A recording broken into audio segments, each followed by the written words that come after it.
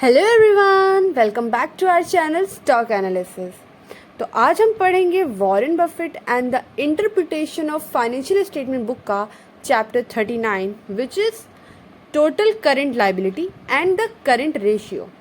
सो बिना किसी देरी के चलिए शुरू करते हैं अपने चैप्टर को। जब हम किसी कंपनी के accounts payable, accrued expenses, short term डेब्ट और लॉन्ग टर्म डेब्ट ड्यू और अदर करेंट लाइबिलिटी को जोड़ देते हैं, यानी कि ऐड कर देते हैं, तो हमें कंपनी के टोटल करेंट लाइबिलिटी का पता चलता है। इन सब फाइनेंशियल टर्म्स जो भी मैंने अभी बताया, उन सब के बारे में हमने अपने प्रीवियस वीडियो में पहले ही बताया और समझाया हुआ है।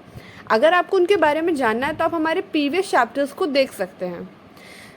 तब तक के लिए अपना चैप्टर स्टार्ट करते हैं। जब हम कंपनी के टोटल करेंट लाइबिलिटीज़ को टोटल करेंट असेट से डिवाइड कर देते हैं तो अब हमें कंपनी के करेंट रेशियो का पता चलता है।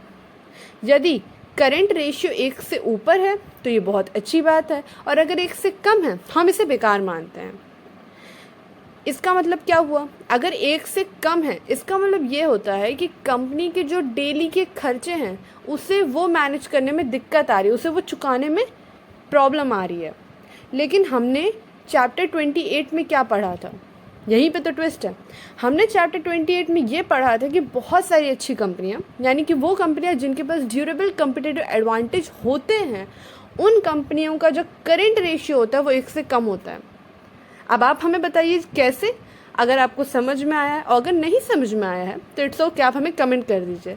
तब तक के लिए like, share and subscribe to our channel.